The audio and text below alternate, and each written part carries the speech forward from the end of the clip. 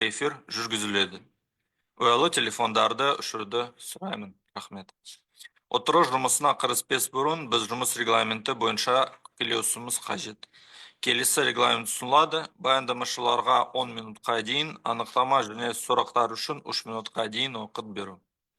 Бір мәселе бойынша 3 сөз сөйлеуші баяндама жасайтынын ескере отырып, баяндамашыларды тыңдап, содан кейін мәселені талқылауға көшу туралы ұсыныс бар. Поддержите, коллеги? В конце. Қарсы еместермен қабылданады.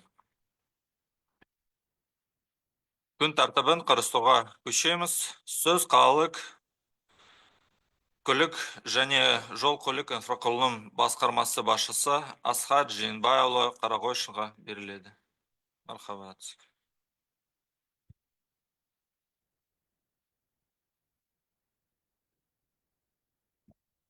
Құрметті депутаттар, рұқсат болса орысша баяндап кетсем.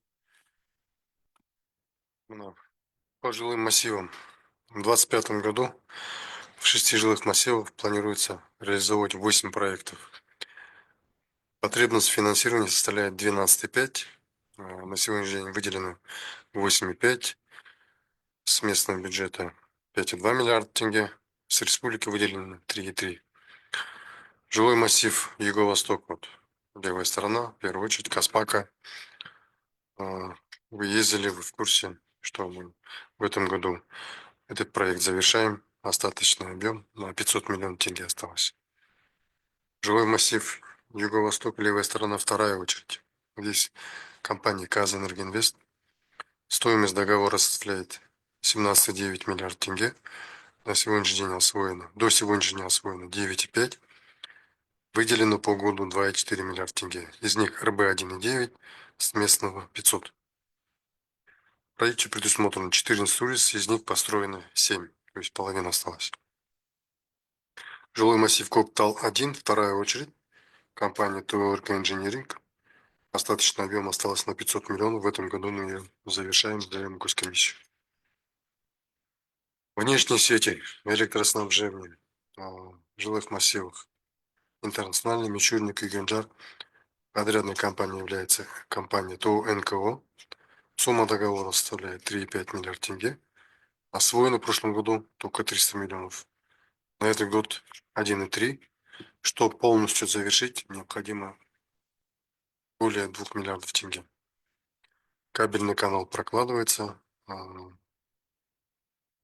Ну, планируем вообще если от выделенных средств зависит, в следующем году завершить ее. На сегодняшний день монтаж кабельного канала идет. Жилой массив железнодорожный. До конца 2024 года мы заходили в экспертизу. С Нового года у них новые правила ввели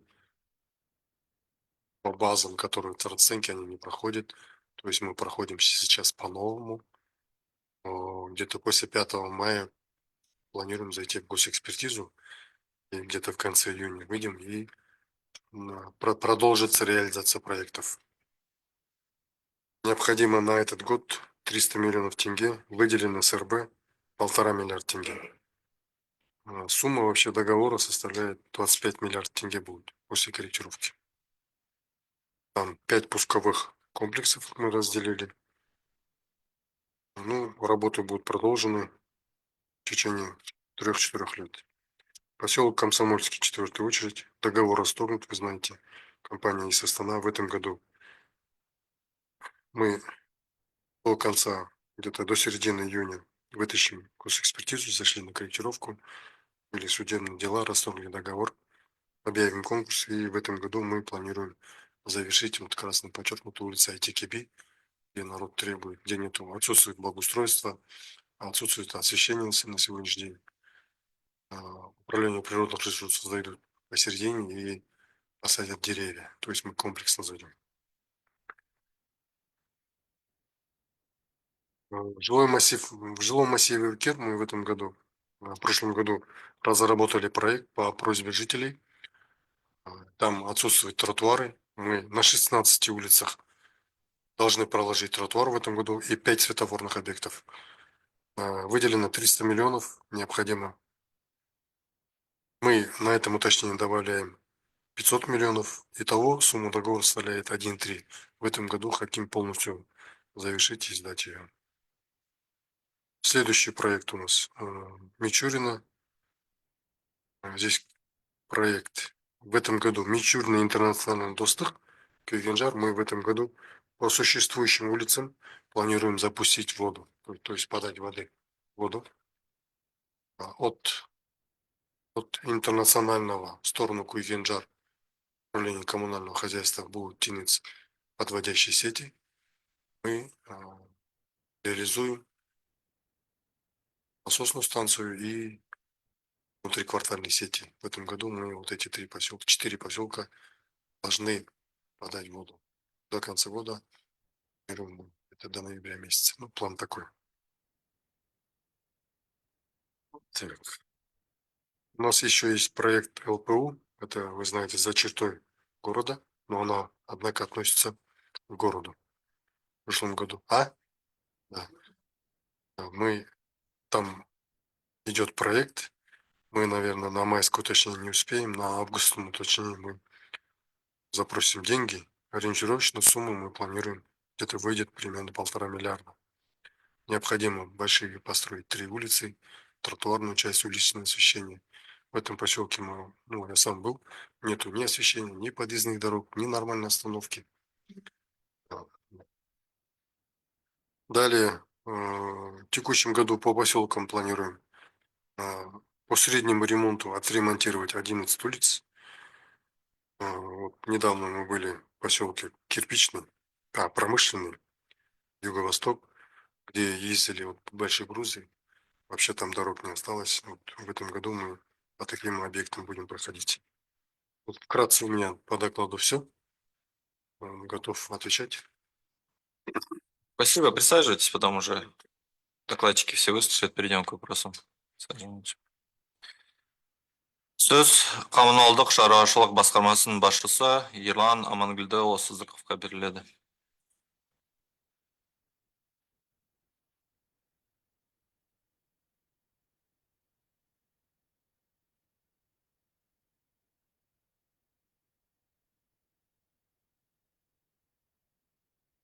Строительство инженерных сетей и дорожной инфраструктуры в жилых массивах столицы ведется разработка и реализация 9 проектов. Из них планируется завершить в текущем году 2 проекта. Это Уркер и Кирпичный, без благоустройства. И начать реализацию еще 2 проектов, это промышленные Чубары. 5 проектов у нас сейчас на стадии проектирования. Их мы планируем начать со следующего года. По каждому проекту, разрешите, я остановлюсь отдельно. Ведется реализация строительства сетей водоснабжения, водоотведения, ливневой канализации в жилом массиве Кирпичный. На данный момент построено сетей канализации 5,8 километров, это 92%. Сети дренажа на 100% закончены. Сети водопровода 1,7 километров, это 84% составляет. Сети ливневой канализации 0,4 километра, это 50% от общего объема работ. На текущий год выделены финансовые средства в размере 1,3 миллиарда. Потребность в финансовых средствах на текущий год составляет 700 миллионов тенге. По поручению заместителя акима города Астаны в связи с многочисленными обращениями жителей жилого массива планируется строительство хозбытовой канализации на неучтенных участках, так называемые белые пятна. Изначально проект предусматривал прокладку инженерных сетей с восстановлением дорожного покрытия на ширину траншеи 2-3 метра. Однако, учитывая важность сохранения транспортной и пешеходной инфраструктуры, в настоящее время проводится корректировка проектной документации, в рамках которой планируется включение в проект работ по восстановлению асфальтобетонного покрытия автомобильных дорог и тротуаров в местах производства земляных работ. По итогам проведения корректировки предварительная дополнительная потребность финансирования в текущем году составит порядка 1 миллиарда тенге. Необходимо для укладки асфальта на ключевых участках уличной дорожной сети, где проходят маршруты общественного транспорта. Также ведутся работы в жилом массиве Уркер. На текущий момент с начала реализации проекта проложено 61,4 километра дорог при общей протяженности 63 километра. Выполнено устройство тротуаров 66 тысяч квадратных метров при общей площади 69,5 тысяч. Построено сетей электроснабжения 77 километров из 77, то есть 100%. в том числе сети освещения в Вагонском квартале 13,9 километров. Сетей водоснабжения 83,2 километра при общей протяженности 87 километров. Сетей канализации 71 километр при общей протяженности 74. Также построены 17 штук КНС. По проекту у нас заложено 20 штук, оставшиеся 3 КНС это на неосвоенных перспективных участках, но в этом году мы их тоже завершаем. Управлением начатой процедуры приема передачи в срок до конца мая 2025 года планируется передать сети канализации, в том числе КНС, на баланс эксплуатирующей организации Астана Суарнаса для надлежащего обслуживания и содержания. В целях безопасности передвижения автотранспортов и пешеходов, согласования жителей на основных улицах и вблизи социальных, учебных, административных учреждений, в состав проекта включены сети наружного освещения. Ранее они не были предусмотрены. В 2024 году построены сети наружного освещения, опоры по основной улице Есет-Батыра. В настоящее время они функционируют. А также ведет строительство 360 опор освещения по улицам Доспамбет-Жирау, Исатай-Батыр, Сырым-Батыр, Жанқожа-Батыр, Пашаубаева и Шаяхметова. Сроки завершения второй квартал 2025 года при условии финансирования. На текущий год финансовые средства в размере 500 миллионов тенге выделены. Дополнительно необходима такая же сумма 500 миллионов. Завершение строительства и ввод в эксплуатацию третьей очереди планируется до конца текущего года. В целях строительства сетей водоснабжения, водоотведения и ливневой канализации инфраструктуры в жилом массиве промышленной готовится документация для проведения конкурсных процедур по определению подрядной организации. Данным проектом предусмотрено строительство сетей водоснабжения и водоотведения в жилом массиве промышленной средней протяженностью 25 километров. Стоимость проекта составляет 8,6 миллиардов тенге. На текущий год необходимы финансовые средства в размере 3 миллиардов тенге. Средств в этом году не выделялось на данный объект. Касательно строительства сетей водоснабжения и водоотведения в жилом массиве Юго-Восток, правая сторона, по итогам государственного аудита, заключение частной экспертизы аннулировано и по решению суда договор на строительно-монтажные работы с подрядчиком расторгнут. В настоящее время ведется актуализация проекта в соответствии с новым планом детальной планировки района. Завершение корректировки проекта планируется до конца текущего года с дальнейшим прохождением госэкспертизы. Ориентировочная потребность в финансовых средствах на 2026 год – это 10 миллиардов тенге. Кроме того, ведется разработка проектов по обеспечению надежным водоснабжением, водоотведением жилых массивов Ондерес, Чубары, Тельмана, Казгородок и Куктал-1.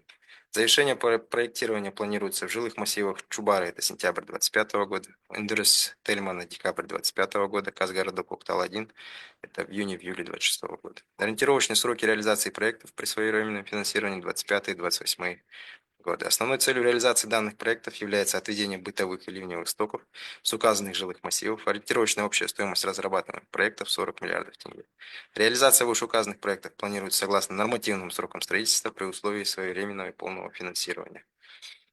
Также в связи с реализацией национального проекта модернизации энергетического и коммунального секторов, а также программы тариф в обмен на инвестиции в целях решения проблемных вопросов по дефициту и нехватке мощности инженерных сетей, силами ККП Астана Суарнаса в рамках тарифа ведутся работы по строительству сетей бытовой канализации южнее проспекта Тлендиева в городе Астане, район Сарыарка.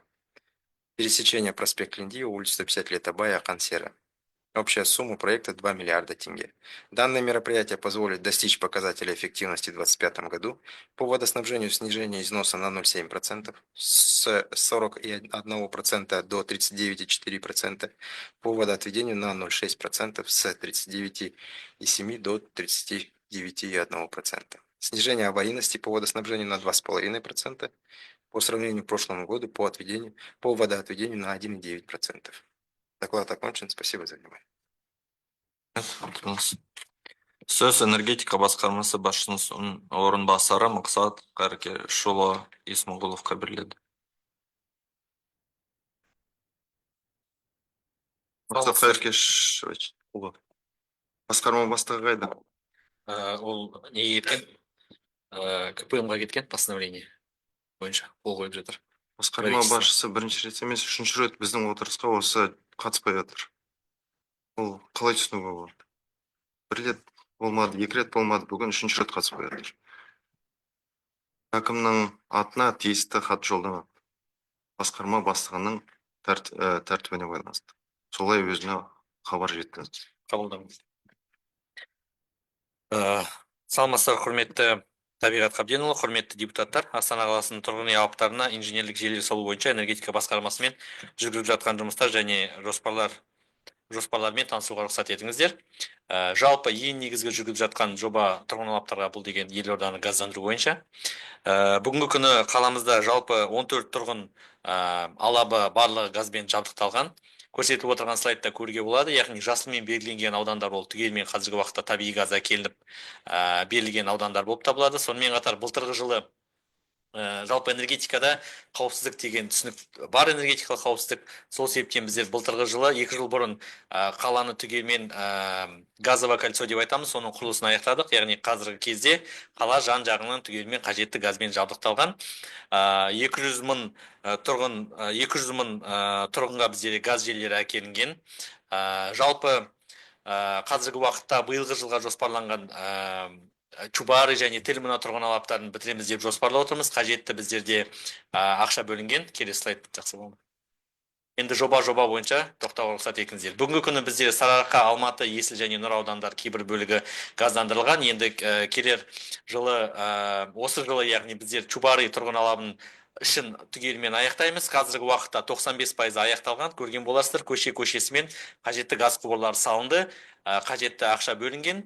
Енді Мұхамедханова көшесі бойымен, яғни Шыңғыс Айтматовадан бастап Макдональдсқа дейін негізгі әкелуші газ құбырыны құрылысын бастадық. Қазіргі кезде Мұхамедханова көшесінің бойымен қажетті құрылыс монтаждау жұмыстарын жүргізіп жатырмыз. Қажетті ақша бөлінген.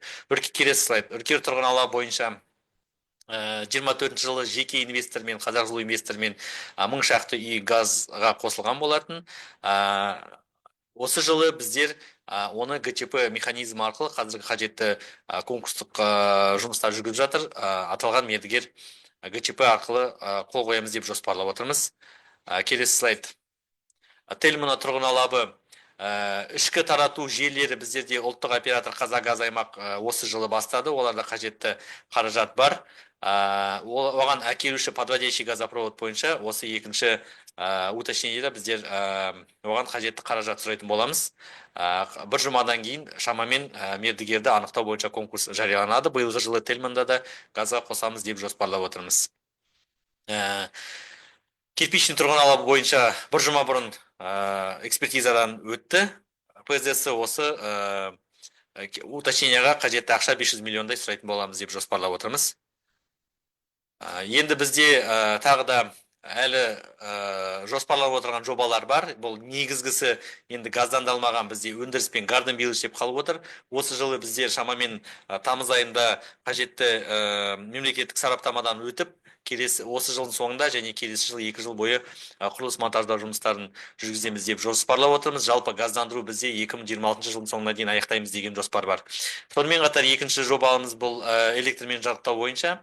Біздерде өте үлкен мәселе бұл, яғни Қазақстан темір жолы ұлттық компаниясына қарасты ЭЧ8-ден әкімдік тарапына өткен электр желілері бар. Қазіргі уақытта түгелмен біздің теңгерімге берілді. ГЧП механизмі бойынша біздер Батыс Транзит компаниясымен жұмыстар жүргізіп жатырмыз. Біріншісі бұл өндіріс тұрғын алабында түгелмен электр желілерін ауыстыру, яғни ішіндегі тарату станциялары және де бүкіл кабель желілері бізде ауысатын болады. Шамамен құны біздерде 20 миллиард теңге құрайды. Бұл Байқоңыр ауданы бойынша, және де екінші бұл железнодорожный тұрғын алабы бойынша біздерде 5-6 миллиард теңге құны бар. Железнодорожный тұрғын алабында электр желілерін ауыстырамыз деген жоспарымыз бар.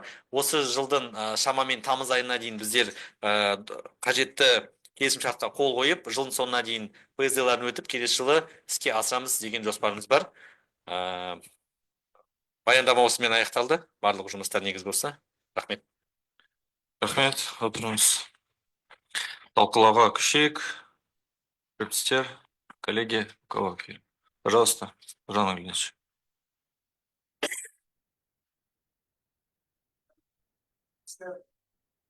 Қайырлы күн, құрметті әріптестер. Бірнеше сұрағым бар. Асқар Жиенбаевич, сізге біріншіден мынау, сіз бүгін жақсы ақпарат бердіңіз. Мынау жақында ғана Сарыарқа ауданының әкімі есеп бергенде мен осы мәселені көтергем. Мынау ЛПУ-дың жаңағы жолдары бойынша, көшелері бойынша. Енді сіз жаңа айтып отырсыз, 3 көшеге жаңағы ақша сұрайсыз. Келесі биыл бастап келесі жыл аяқталса, ол өте дұрыс болады.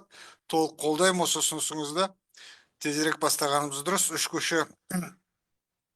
Енді үш көшемен нетеміз ба, тоқтаймыз ба? Жалпы тағы да сосын келесі жылы тағы да қосамыз ба оған? Ол жерде кіреберіс көше бар, сосын бары екі көше. Енді көп емес, енді сол жаңа сіз айтқан үш көшенің өзін істеп берсеңіз жақсы болушы еді. Сонымен қатар енді мынау менің ең бір маңызды мәселе, біздің округта өзіңіз жақсы білесіз ғой, мынау Тлендиева мен Бесекованың развязкасы ғой. Мен жақында ғана мердігермен кездестім.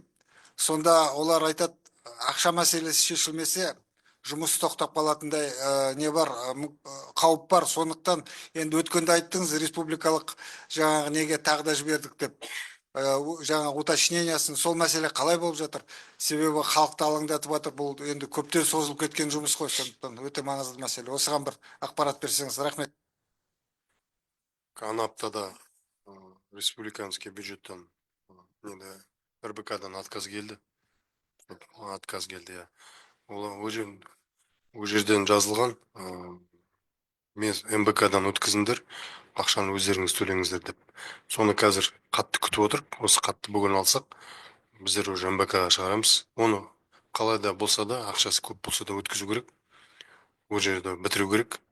Ана жерде тез-тез экспертизасын өткізіп, мердігерге ақша бермесек болмайды. Қазір тұрып қалады. Бүгінгі күннің өзінде 1,5 айға қалып бара жатыр қазір. Енді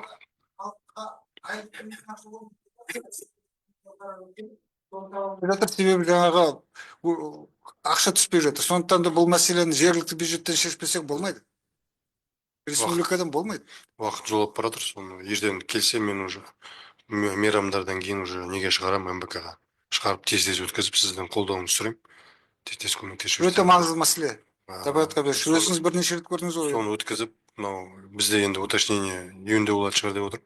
Июньде болсақ, соған хотя бы 1-2 миллиард салып, соны жалғасып тоқтатпай, сосын августқа дейін освоение берсе, августта тағы салып. Бірақ бір жылға бізде 8 миллиард керек жерге. Иә, биыл бітіру үшін биылға 8 миллиард керек. Иә, толық бітіру үшін 11 миллиард керек. 11. Ол благоустройство. Ашуға берген сол 8 миллиард самамен сол. Хотя бы сонымен ашып жіберсек, ол жақсы болушы еді. Сондай ақпарат. Кенжебай Сырбаев. Қайырлы күн, құрметті әріптестер, депутат Адамбек. Менің әр басқармаға бір қысқа сұрағым бар. Бірінші көлік басқармасында мынау біз қаланың жолдарының цифрлық картасын жасап жатырмыз ғой. Соның жағдайын айтсаңыз, бір мына коммуналды шаруашылық басқармасына қаланың шетіндегі канализацияны қашан бітіреміз? Өйткені көп мына түсіп жатқан арыздардың бар, сол қаланың шеті бойынша үркер, жаңа басқа өздерің әкеліп көрсеңіздер. Үшінші сұрақ энергетика басқармасына, жаңа айттыңыз, 300 мың бізде жоспар, 216 мың салдық. Сонымен біз қаланы толық газдандырып қашан бітіреміз? Нақты. Вот үш сұрақ, соң ақырғы сұрақ бәріне де. Әр осы басқармада бітпеген жобалар көп. Бір басқармада 200, анада 100, біз осыларды не істейміз? Бір шешім бар ма? Қалай жабамыз? Рахмет. Бірінші цифрландыру жылдың соңында олар тапсырамыз деген. Соны келіп тапсырам дегенде мен оларға замечание бергем. Ол деген компьютерда болу керек, ол деген доступный болу керек қой. Ашып келді, кнопканы басып қалдым, қандай көше, найти, сразу табылу керек. Ондай полкаға салып тастайтын ол программа керек емес қой бізге. Сонымен олар жұмыстанып жатыр. Бүгінгі күн әлі біткен жоқ. Екінші мәселе біздің мынау көбінесе көшелер бітпей қалған, енді чисто мына строительствоны алсақ, көп көшелер биыл басталып кетті. Мынау 150 лет Абая, Оренбургская, Бұқар Жырау, Қайсенова деген көшелер басталып, биыл бітіреміз деп отырық сол көшелерді. Енді бізде бөлек бағана атып кеткен поселоктар бар, басталып кеткен, бітпеген. Бірден бітірмесек, биыл ештеңені бітіре алмаймыз. Бірақ осы 3 жылда корректировка жасап, ол білесіз ғой, экспертиза өткеннен кейін 3 жылдың ішінде оны действует, ары қарай корректировка кетіп қалады. Соны 3 жылдың ішінде сізден ақша сұрап, бәріміз бітіріп тастаймыз ба деп ойымыз бар. Бірақ осы 3 жылда 30 миллиардтай ақша керек болады бізге. 30 миллиардтай.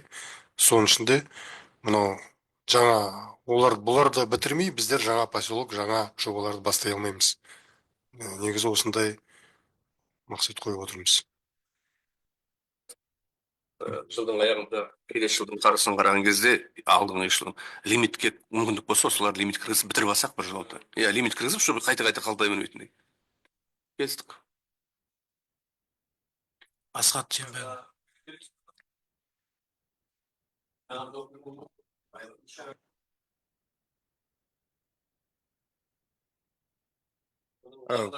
По проекту. Менде де басқа басқармаларға сұрақтарым бар. Как? Давай. Да, бірінші көлік басқармасының сұрақтарын бітіріп алайық. По управлению транспорта.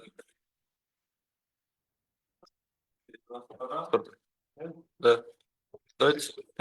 Асхат Жембайұлы, депутат Тәжімұрат, мына жерде енді менің сұрақтарым негізі бәрі біздің жол картасына байланысты. Мына жерде екі бізде пункт болған. Мен жаңа сіздің негізде баяндамаңызды көрдім. Осы бар шығар деп ойлаймын. Завершение строительства жилого массива Достық 08 800 метр. Бар ол, да? Достық завершение емес. Биыл анау, помните, аманатта уәдемізді бердік қой, су береміз деп. Иә. Соны орындауымыз керек. Ақша бар да оған, Ақша бар. Мердігер өз ақшасына бастап жатыр қазір, иә. Анау негізі бітіреміз деп, мен көзім жетіп тұр, бітіреміз оны. Жарайды. Так, сосын железнодорожныйдағы, то ол жерде де. Железнодорожный жаңа айтып кеттім, сізге корректировка жүріп жатыр. Оны бір қайтарды, енді екіншісін мынау жаңа правилаға келісіп нетіп қалдық қой, наказан санын. Енді мен ойлаймын, майда кіріп, июль айында біздер дайын боламыз сол жерде. Соны мынау қалған биылға мақсатқа қойған көшелерді жалғастырамыз. Иә, жол картасына Бұл қараңдар. жерде 24 миллиард бастадық. Бұл жерде бізде жауапты депутат Айтқожин өзі жұмыс етеді сізбен. Сосын үшінші бір сұрақ, жаңағы Жайсан көшесі өткенде біз халықпен кездескенбіз дейді терминда. Соны бір қарайықшы, өзіңізге бар. Проекттерде жоқ, еш жерде жоқ. Соның мәселесі өте шұғыл болып тұр, қайта. Жақсы. Рахмет. Тағы да бір қысқа сұрақ. Мына Көктал бірде жаңа қоныс көшесі мен Күршім көшесін орта жөндеумен өтпекші болып отырсыз. Мердігермен шартқа отырдыңыз ба, әлі жоспарда ма? Жаңа қонысты біздер уже бітіріп жатырмыз. Бітіріп жатсыздар, Күршім? Оларға кірген жоқпыз, бірақ мердігермен ақша бар. Биыл біте ма? Шарт бар. Биыл біте ма? Содан кейін бір өтініш, Асқар Жембаев. Мынау жаңа мектептер салынды ғой. 105, 102 менің округымда. Ол жерде светофор керек. Соған сіздің бір өкіліңіз, орынбасарыңызды беріп, сол жерге барып, ана жерде халық сұрап отыр, светофорлар. Қауіпсіздік мәселесі өте маңызды ғой. Балаларға барып келу, мектепке, ана жерде светофорлар, машина жүріп жатыр. Мынау Баршын көшесінің бойында 102-ші мектеп, 105-ші мектеп. Мен обедтен кейін қазір сол жаққа шығайын деп жатыр. Сол жаққа шығасыз. Шығып келейік. Жақсы уақытын белгілейік, егер де реті келсе бірге барып қарап шығайық. Көзбен көріп сол жерде. Өте дұрыс, рахмет. Қайырлы күн әріптестер. Асхат Жембайұлы, шынында да көптеген жұмыстар атқарылып жатыр. Жалпы жолдардың сапасына қандай мән беріліп жатыр? Екіншіден, былтырғы жасалған біраз жолдар биыл қайтадан гармошка болып қалып жатыр, оны да байқап отырмыз.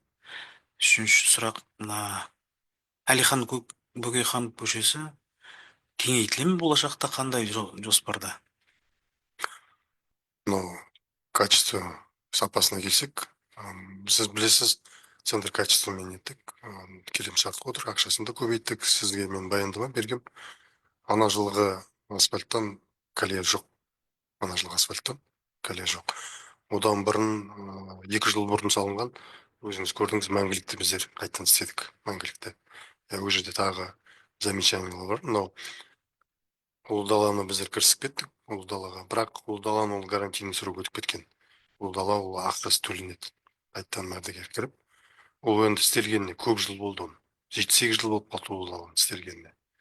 Мынау картамен өткенім сан, ямочный өткен ол саналмайды. Ұлы даланы мынау әкіміміз 6 майға дейін бітіріңдер деп отыр.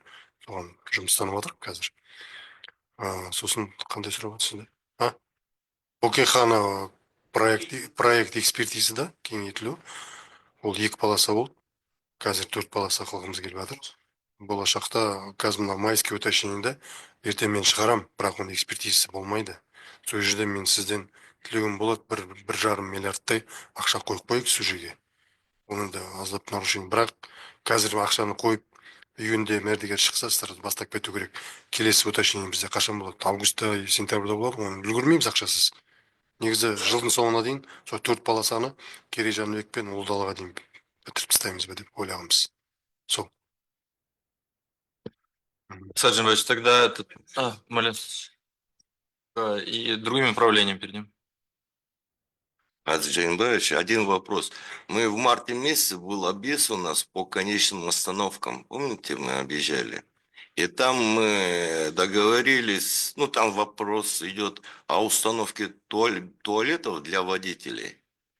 И вот в сторону мясокомбината, где разворот на Еже, стоянка, вот это отстойник, там буквально где-то 300 метров асфальта не доложили, именно до переезда доехать, там железнодорожный переезд есть, и там до самой парковки не доезжая, где-то метров 150 асфальта не доложили. Опять все вот это, потом опять идет асфальт и сама стоянка для автобусов. Вам докладывали, нет? Там был ваш зам в тот раз. Докладывали. М, На той неделе был. Уже подрядчики зашли. мгм. Думаем до 6 мая завершить. Всё, Задача такая. спасибо. А насчет туалетов они установили, они обещали 1 мая во всех 5. На этот год 5 же, да, разворотных этих стоянок, или как его, отстойных стоянок, как можно назвать. Там Насчет- обещали до 1 мая установить 5 туалетов. Я проверю, доложусь вам. А, Насчет туалетов нет. нет, но дорога точно. Мы А завершим. здесь нету, да, с Нету, и автопарка? он на другом совещании. А, потом полезно. ну всё. Саджимович, тогда к вопросу оцифровки давайте мы вернемся. Вы, когда будете готовы, нам дайте знать, что презентацию сделали, потому что это поручение главы государства. Ну и в целом давно необходимо, чтобы мы просто отслеживали онлайн, жители видели. Может, пригласим их? Давайте, Давайте. тогда вы... Пусть презентуют, давайте. Давайте на конец мая тогда запланируем, да, Табек Ильич? Как раз и да, и Всё есть. сделайте презентацию. И то, что касается вот по незавершенным объектам, давайте мы в конце года по лимитам, то, что Кенебек Сарбаевич говорил, еще раз посмотрим. Есть, и подготовимся. вернемся. Хорошо. Мгм. Хорошо. Хорошо. Давайте управление коммунального, да, хозяйства тогда. Спасибо, все, присаживайтесь. Да. По вашему вопросу, то, что касается жилых массивов, это у нас в целом, как я только что уже проговорил, 9 жилых массивов, из них 2 мы в этом году хотим завершить. Уркер – это вообще долгосрочный проект, с 2006 года он начался, в этом году мы его планов завершить и закрыть этот вопрос, уже передачу СУАРНС предприятию мы начали передавать сети, осталось там у нас в принципе освещение, дороги, тротуары, вот, и 3 КНСки – это те там, где еще как бы идет только развитие этого поселка. Кирпичный мы в прошлом году начали, в этом году завершаем, то есть успешно проект быстро реализовываем, с вашей поддержкой вы финансирование выделяете, и на майское уточнение мы будем еще запрашивать порядка 700 миллионов, чтобы его полностью завершить уже по инженерии. Рахмет Ерламов, я что хотел, чтобы время не терять. Мгм. В рамках вот постановления нашего сегодняшнего совещания там будет как раз пункт по жилым массивам, по канализационным сетям. Дайте четкую картину, вот сколько сделано, сколько мы когда сделаем. Не общее там, а сколько вот это. У нас всего же 16 жилых массивов. И вот по канализационным сетям, по этим, когда мы четко вот это вот в этом году, это в третьем, это в пятом, как сегодня Асхат Джеймбай сказал. Вот это я попросил. Второе, что будем делать по незавершенным проектам? По незавершенным проектам у нас таких сейчас нету. Это вот из незавершенных 2 мы завершаем. 2 в этом году новых хотим начать. Это промышленные чубары. Это новые абсолютно проекты. И 5 это проектов, мы, которые начинаем на данный момент, готовим проектно-сметную документацию. Мы их будем ставить в очередность. Понятно, у нас финансирования в полном объеме не будет. И мы должны будем распределить так, что мы вообще для себя это видим, что это будет 26-28 годы. Мгм. Рахмет. Ерлан Амангелдіұлы, сіз енді менің сұрағымды жақсы білуге тиіссіз. Көктал бар. Көктал бір ғой енді, басқа қайдағы барамыз. Көктал бірдің жаңағы біздің Аманат партиясының сайлау алды жол картасының 58-ші тармағына сәйкес Көктал бірдің бірнеше көшелеріне жаңа кәріз құбырлары салыну керек. Оны сіз жақсы білесіз. Мен кездескен сайын сізге осы мәселені көтеремін. Себебі халыққа бұл өте маңызды. сіз айтқансыз қазір жобаны қайтадан қарастырып жатырмыз деп. Иә. Ол жоба қашан қарастырып бітеді, содан кейін бұл жұмысқа қашан кірісеміз? Нақты жауап беріңізші. Рахмет. Уважаемый Ильич, рахмет сұрағыңызға. Мы вообще в планах полностью в этом году завершить проектирование, в начале года определить подрядчика и со следующего года уже при выделении финансирования активно начать работу на Коктал-1. Келесі жыл бастаймыз ба? Иә. Рахмет. Рахмет. Ерлан Аманкелді, біздің сұрағым, так, біздің жол картасы 93-ші тармағы строительство очистных сооружений линейного канализации на аллее мыңжылдық северный шоссе Қорғалжын.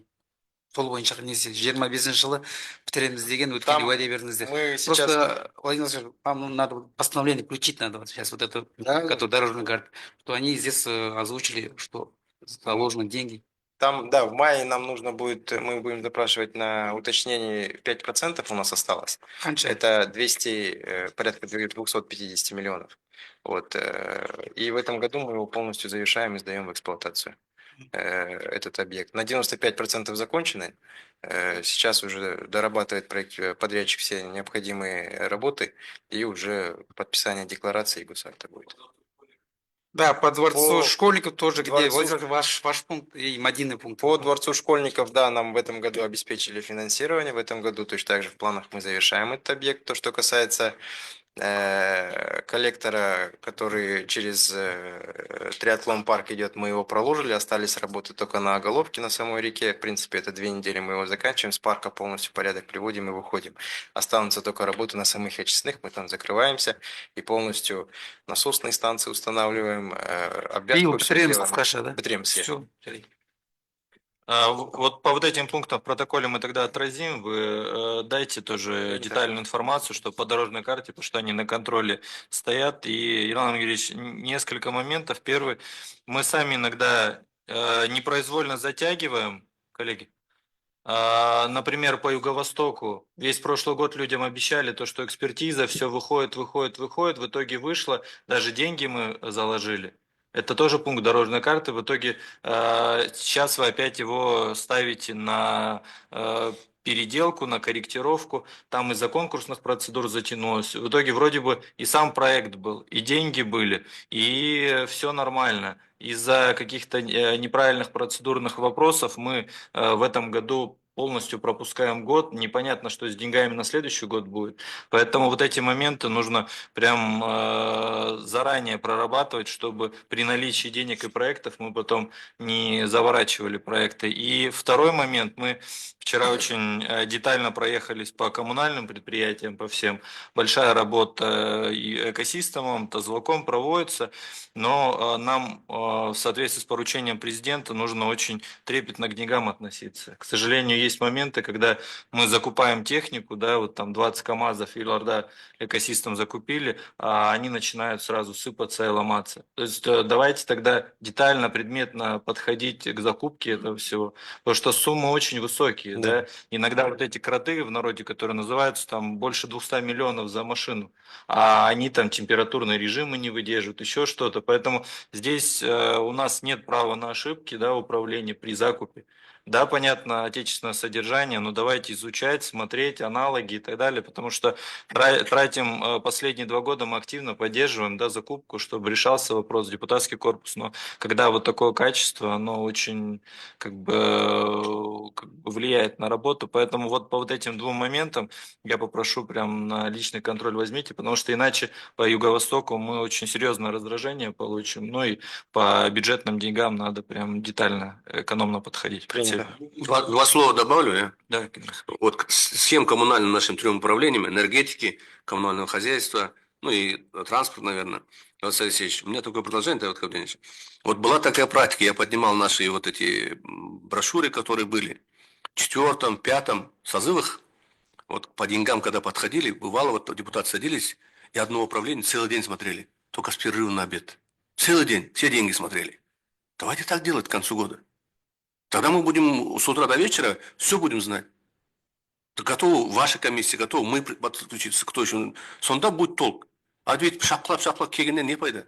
Соны айтайын деп Так, если вы добро дадите, мы вот с Кенебай Сырбаевичем тогда обсуждали, мы за последние 3 года очень много закупили всего техники, да, автобусов очень много закупили. Сейчас в этом году 300 закупаем, да, очень много другой техники, да, коммунальной закупили. Если вы бы как бы дали одобрение, мы бы просто сели и анализ провели эффективности использования.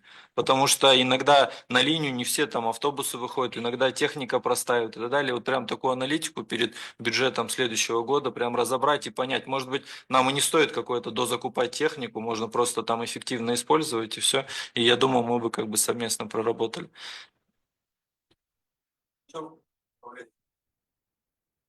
Рахмет. Управление энергетики. Сұрағым жаңа газды 216 деп сізде цифр тұр, 300 мың бізде жоспар, қашан бітіреміз? Өйтіп этап-этаппен. Уже біз қазір 3-ші этапта жүрміз газдың, да? Солай емес пе? 3 этап болған, мен оны білемін бәрін. Енді одан бір, екінші мынау жаңағы бітпеген проекттер қайда кетті? Сізде осы өтектен шықтыңыз ғой. Оларда менің есімде 200 проект болатын бітпеген. Қайда кетті оның бәрі? Жаңа коммуналь менде жоқ дейді. Қайда кетті енді? Рахмет. Сұрағыңызға рахмет. Бірінші сұрақ біздерде жалпы газдандыруды келесі жылы аяқтаймыз деп жоспарлап отырмыз. Биылғы жылы жоспар бойынша біздер үркерді бітіреміз. Содан кейін Чубары мен Терминаны бітіреміз. Сәйкесінше қаражат бар. Барлығын биыл бітіреміз деп аяқтаймыз. Келесі жылға бізде қалатын ең үлкен тұрғын алап өндіріс. Және де биыл кирпичный бастаймыз. Осы ақша сұраймыз. Осы уточнениеға экспертизасын алдық. Өндіріспен кішкене қиындау, коридорлар жоқ. Бірақ осы жылы экспертизасын алсақ, бір бөлігін бастап келесі жылы аяқтаймыз деп жоспарлап отырмыз. Ол негізгі жұмыстар. Тұрғын алаптар бойынша. Енді проблемалық жобалар бойынша екінші сұрақ. Біздерде ол энергетикаға бөлінгеннен кейін көп жоба емес. Проблемный кеткен ең үлкен проблемный болған бұл индустриальный парк болды. Біз оны былтырғы жылғы жақсы білесіздер, оны барлығын коммуналдық мекемелерге бердік. Тағы бір 10 шақты үлкен емес жобалар бар. Мысалы, детский садқа теплотасы әкелу, ол жұмыс істеп жатыр. Ол біз ең барда экономика басқармасымен бірге арнайы постановление қабылдадық, яғни қалай бар, сондай күйінде коммуналдық мекемелерге беру бойынша қазір қажетті жұмыстар жүргізіп жатырмыз. Биылғы жылы оны аяқтайтын боламыз. Одан бөлек ешқандай проблемалық объектілер жоқ біздерде. Рахмет. Рахмет. Мақсат Қайыржанұлы, бүгінгі мынау ақпарат бойынша Қайыркешұлы, Мақсат Қайыркешұлы. Енді проблемалар жоқ дейсіз. Қазір мынау Чубары шағын ауданда қазір газдандыру жүріп жатыр ғой. Бірақ жоба бойынша бірнеше көшелерге жаңаға көзделмеген газ кіргізу. Себебі жаңаға орталық жылу құбырларына қосылады деген ақпарат болды. Бірақ ондай мүмкіншілік жоқ. Бұл мәселені жаңаға сол жердің тұрғындары бұл мәселені көтеріп, әкімнің атына хат жазған. Мен бұл хатты Ерсін Кенжебайұлына кіргіп, сол осы мәселені көтергем. Осы мәселеге бір көңіл бөліп, маған бір ақпарат беріңізші. Себебі ол өте маңызды. Мынау Есілдің қасындағы көшелер, Босаға деген көше, тағда бірнеше көше орталық құбырларға қосылады деген жоспар болған, бірақ ондай мүмкіншілік жоқ. Ол бірінші мәселе. Екінші мәселе жаңа ЛПУ мәселесі менің округымдағы. ЛПУ-ға газ жалпы көзделмеген. Көктал 1, Көктал 2-ге газ кірді, бәрі болды, жақсы, ал ЛПУ-ға газ жоқ. Енді қазір жаңа Асқар Жанбайұлы айтып кетті ғой. Жол салмақшымыз, жаңағы орталық қарыз келді, су келді, газдандыру мәселесі өте маңызды болып тұр. Сол мәселе қашан шешіледі? Рахмет. Рахмет. Бірінші сұрақ, біз хабардармыз. Чубары тұрған алабында шынымен де сіз айтқандай 3-4 көше бар. Проекті де жоқ. Біз алдыңғы жұма ғана бүкіл көшелер проблемалық жинап, біздің мамандар Қазақ газ аймақтың және мердігер ұйымның өкілдерімен бірге әрбір көшені жай өтіп шықтық. Әрбір үйге кіріп, кім қосылмаған, кім қосылған, соның барлығын түгел анализін жасадық. Полный анализ біздерде бар. Қазіргі уақытта жоба жүргізіліп жатқан жобада біздерде экономия бар. Біз сметаны өзгертпей, одан аспай қажетті қазір корректировкасын өткіземіз де, оның барлығын кіргізіп биыл аяқтайтын боламыз. Яғни бірде-бір үй біздерде кіретін болады. Екінші ЛПУ бойынша. ЛПУ ең басынан неге газға қосылмады, сіз айтқандай сұрақ өте орынды. Көкталды қосып жатқанда себебі ол енді қаладан кішкене алшақта орналасқан. Біз алдыңғы жылдары жаңа айтып отқандай үлкен газовый кольцосын салдық қой. Сол үлкен газ құбыры біздерде ең шеткі жол торабы развязкасында сол жерге дейін біз әкелдік. Ары қарай талапкерге біздерде Ақмола облысы жобасына сәйкес талапкерге олар газопровод алып кетеді. Сол газопроводқа біздер ЛПУ-ды қосу керекпіз. Енді олар қазір талапкерге тарту бойынша жұмыстарын жүргізіп жатыр. Біз міне мамыр айында уточнениеға ЛПУ-ды жобалау бойынша ақша сұраймыз. Яғни биылғы жылы проектісін жасап, келесі жылы кіреміз деген жоспарымыз бар. Биыл тек қана жобалау болады. Себебі біздер Ақмола облысының жобасына тіреліп тұрмыз. Екеуміз қатар жүру керекпіз. Бірге, біз оларға қажетті газопровод саттық, олар соған енді қосылады да, біз ол газопроводқа қайтадан қосылатын боламыз. Келесі жыл бастаймыз деп жоспарлап отырмыз. Көп емес, қазір ақша сұрап, бәрін воздушкамен өтетін боламыз, енді көреміз. Рахмет, рахмет. Добрый день, депутат Ибраев. Мне очень нравится такое выражение, есть хорошее, мы своих не бросаем, Дегин. Вот я сидел тут потихонечку посчитал, Казгородок на 18,3 тысячи населения, 1,5 миллиарда расходы, ну это если на душу населения брать, это где-то около 82 тысяч расход, ну это я так утрированно, математически считаю. У НДРС 39 тысяч, это 7 миллиардов, это уже чуть возрастает, 180 тысяч, понимаю, это население. Ну и Garden Village, 275 человек, 200 миллионов, 727 тысяч на единицу. Ну и вот вы говорите, там у нас Акмолинская область проводит мероприятие. Нельзя это там Garden Village, я насколько знаю, по-моему, ближе к Хоше. Проект вот этот весь включить через это. Есть ли экономическая целесообразность тянуть вот это все это и тратить, скажем так, деньги?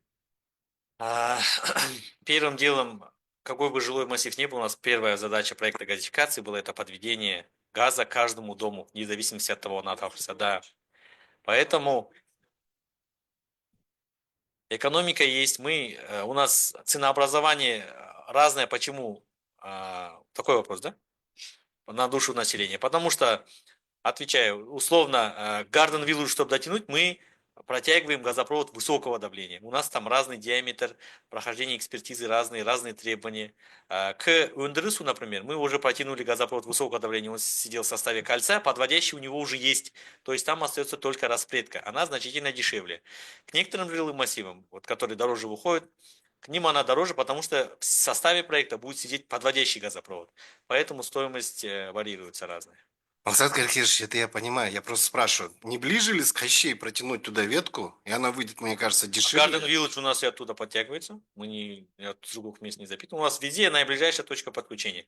С Кощи у нас стоит специальная ГРП, прямо на дальней развязке с Кощи у нас стоит ГРП, предназначенный для Garden Village. Мы оттуда за наш бюджет, получается, да? Да, это территория города полностью. Это Garden Village это относится до юра. Мы тянем газопровод только к тем жилым массивам, которые относятся к юрисдикции города. То, что относится дальше, там, Кызылсуат, если рядом примыкают, вот тот же Нурлы был поселок, вроде бы как город, но юридически он не город. Мы туда не можем, туда заходит Акмолинская область. Да, понятно. Гречи завершать.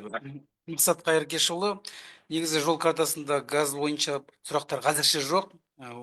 Уақытымен селіп келе жатыр. Жаңа термин бар, терминді осы жыл бітіреміз деп отырсыңдар. Сосын өткенде әкімнің қала тұрғындарымен кездесуінде Есіл районында пригородында сұрақ болған. Өзіміздің есебімізден бизнесмендер қоссақ дейді. Сол сұрақ бойынша қалай? Уақытша, ол жерде так ұсыныс болатын болса, ол жерге өзіміздің ақшамызды қосып, пока тұра тұрсақ деп тұр. Біз екі сұрақ бар, дачный массивтарды қоспау бойынша өйткені бір заңнамалық нелер бар. Екі жерде көтеріліп жатыр, біреу Көкталбірдегі полянка, екіншісі пригородныдағы. Біздер бүгін жиналыс өткізіп, аймақпен шамамен енді алдында бір екі рет кездестік, бүгін де аудандық әкімдіктермен бірге кездесіп, жобасын шыққаннан кейін енді айтамыз міндетті түрде. Жоқ, кіргізсек, мұнда сұрақ мынандай ғой, біз бюджет есебінен кіргізе алмаймыз, себебі дачный массивтар барлығы сносқа кетеді ғой, ПДП бойынша освоение. Олар қазіргі сұрақ көтеріп отыр. Біздер ақшасын полянка алдыңғы жұма келді. Біздер ақшасын жинап пригородный сияқты өз есебімізден тартайық та, снос болмағанша дейін әзірше газды қолдана тұрайық. Қашан болады сол ақша? Сол себепті сондай ұсыныс бар. Біздер аймақпен бірге, оларды өйткені олардың документтері жоқ қой дачаға.